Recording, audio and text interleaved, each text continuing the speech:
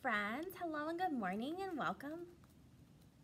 Welcome to kindergarten today.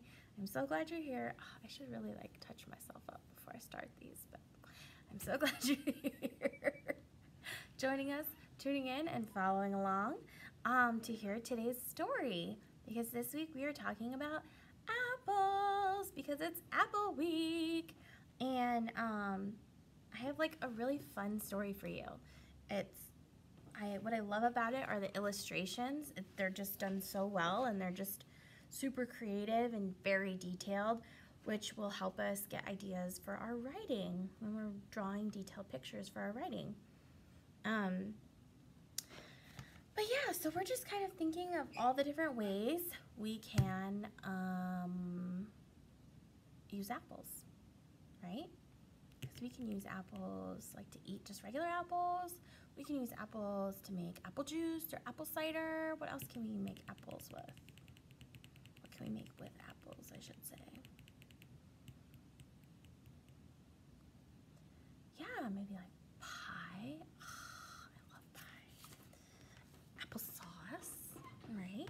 There are so many different ways we can use and eat and enjoy apples. So I picked this story just because it's about apples, but not just apples, you know? Okay? So let's read it together. This story is called Annie, the Apple Pie Fairy. Sorry, you can't see me and the book. There we go, the Apple Pie Fairy. And it doesn't even have maybe the authors on the back, I don't know. Written by Tim Bugbird and illustrated by Lara Eade. So the author writes the story and the illustrator draws the pictures. That's right.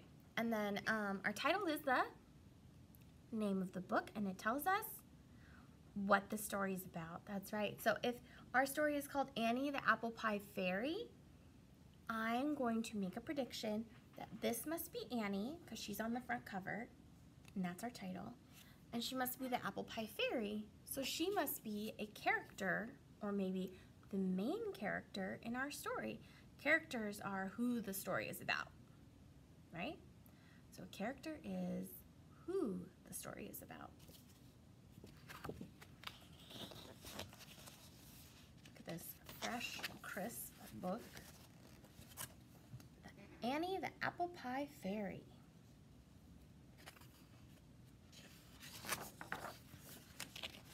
See, I'm telling you, these illustrations are amazing. Once in a wood, by a bubbling brook, up high in an old apple tree, lived a fairy named Annie, a famous cook who baked apple pies on TV. That's right, this story has rhyming words, so you can do mouse or moose ears. I almost said mouse. I'm a mouse, duh. You can do moose ears when you hear rhyming words, okay? And look at her, look at the setting. The trees, the apples, the grass, even mushrooms on the ground. There's animals, apples, flowers. Gorgeous setting, gorgeous. She had her own show for years and years with her best friends Pip and Cora. Every show ended with whoops and cheers. The fairies simply adored her. Again, this is a nice setting. We can see the lights, the ground. Ooh, look, a boom mic. You can see that this is the ground that they're on, and then these are the walls because they're two different colors. Wow, look at the details, even their image in the camera. It's crazy. I love it. All Annie's pies were made with care, simply and with nothing wasted. Whether with berries or pecans and pears, they were the best you've ever tasted. Yummy. Look at all those pies.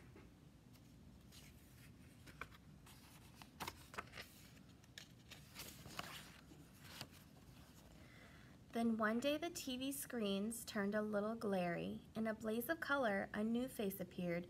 Sandra, the Strudel Fairy. Sandra's style was fancy. Her pies were never plain. The fairies switched to Sandra's show time and time again. Look at the detail on all those snacks. So Annie is the apple pie fairy who has her own TV show. She cooks pies. And this is Sandra, the strudel fairy. I smell a problem. Pip declared, Chef Sandra will beat us if we let her, so we must do what Sandra does, but do it much, much better. Sandra thinks that she's the top, said Cora with a frown. We'll have to pull out all the stops to win back your baking crown.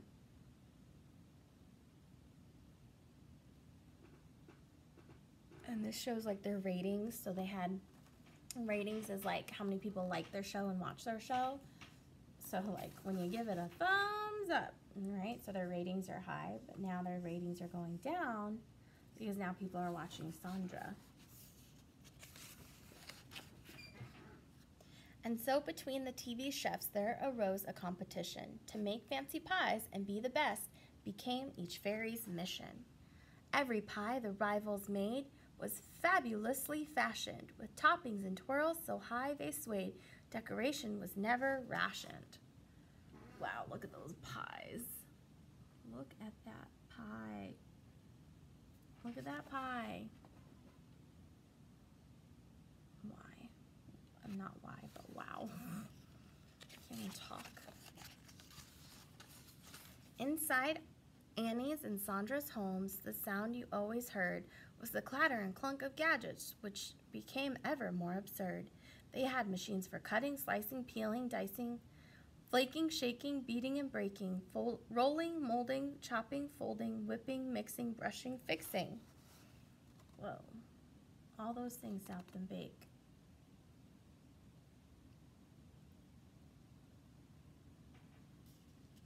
No wonder they're such great bakers. Soon every fairy across the land was following Sandra's trend. Bigger, better, never bland. Wherever would it end? The machines made every kind of thing in every shape and size, but nobody seemed to notice. Not one made apple pies. Still look very yummy though. Look at those desserts. Aren't these just great details? But still the gadgets pinged and popped with whirls and purrs and clangs until the night when everything stopped with a flash and a deafening bang! Oh dear. I wonder what could have happened.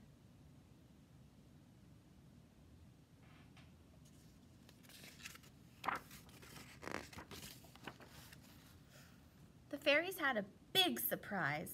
Their power had totally blown. Feeling scared, they took to the skies and flocked to Annie's tree home. They blew a power fuse because they were using so much power with all those machines. Pip found candles to light the scene and slippers to warm their feet. But with nothing to power their cooking machines, what would the poor fairies eat? Cora peered inside the pantry. Annie joined her in despair. As far as either one could see, there was next to nothing in there. Just apples and butter and sugar and flour. I wonder what they could make.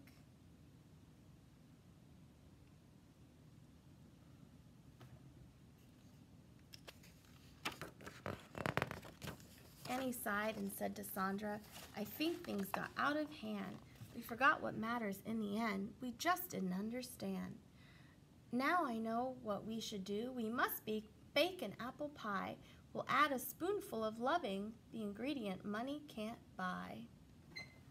So they're going to use her ingredients, her flour, butter, apples, sugar to make apple pie. No machines needed. Pie was made the old-fashioned way, tasting sweet just as it should. Sandra said, let's not compete, and apple pie was back for good. Yay. And again, look at the details in the setting. Like the countertops, they have like a pitcher, a fruit bowl with apples, candles, a window, shelf. Just Great details.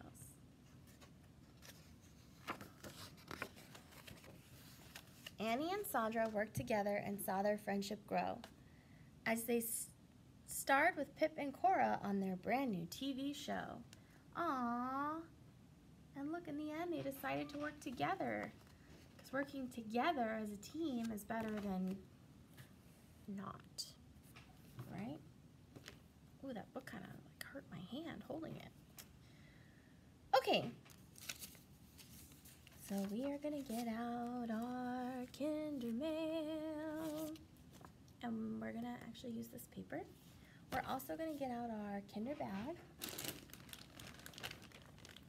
So we can get out one of these. You should have two, but you only need one. Okay? Should have two, only need one. And what you're gonna do, it says apples make. You're gonna write the first sound of each word. So what's the first sound in pie? P. So write the letter P. Juice, J. Write the letter J. Candy, K. Write the letter C.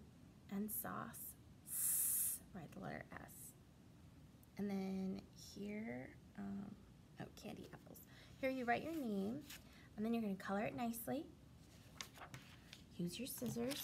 So scissor disclaimer. Please only use your scissors when you're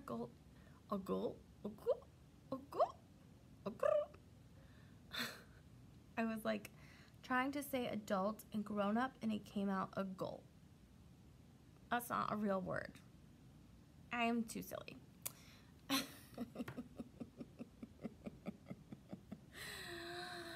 Please only use I breathed in too much. Okay, I'm so sorry. Back to being professional. Disclaimer, please only use your scissors when your grown-up is present. That means in the same room as you. If you use your scissors without your grown-up or inappropriately cutting things you're not supposed to cut, scissor privileges will be revoked. That means taken away, and you will not get to use scissors. You're just gonna have to rip using your hands, and that would be so sad. So sad. So please use your scissors safely, okay? So you're gonna first, with your pencil, you're gonna write the first sound in each word and your name. Then with your crayons, you're gonna color nicely, and then last with your scissors, cut it out. I shouldn't say that's last because there's another step. But here I am working on mine, working really, really hard. Dun, dun, dun, dun, dun. Ta-da! Here's my apple crown. Here. So now the last thing you're gonna do is you're gonna put some glue on the back and glue it like that. And then you're gonna make a crown. It's kind of hard when you have mouse ears on. What am I thinking? Let's see. Put some glue, only like on the bottom.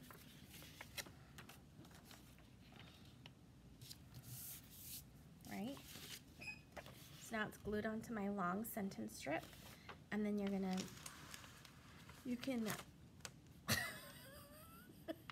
can't see. And then you can either your grown-up can help you glue it in the back, or if they have a stapler, that would be the best thing to do, because that's what I would do in the classroom, is I would just put a staple in the back. So you have a apple crown. Yay! Okay, and look how I colored using lots of details. You can color however you want, but I love seeing realistic colors. So coloring things very nicely, no scribbling. It's like if you scribble and you don't try your best, or you use pencil to color, I'm not even gonna give you a heart on Seesaw. I'll just approve it and just in my head be like, so sad. And then later, I'll talk to you mano y mano. And I will say, this is not kindergarten work. This is not doing your best. This is not working hard, and this is not okay. Okay? We have to work hard, do our best, make good choices. All right? So, and then when you're all done, I can't wait to see it on Seesaw. So when it's done and nice and neat, shows me you took time and put effort, then you can take a picture and put it on Seesaw. How does that sound? Good? Good. Yeah? Okay. So my job is to identify the first sound in a word and do my very best coloring and make an apple crown. Okay? There was something I was going to say. I thought about it and I just forgot. Do your best coloring, your best work, best effort, make good choices. Okay? And yeah, I will see you in your work on Seesaw. I can't wait. All right, thank you. Enjoy, and I will see you soon. Bye.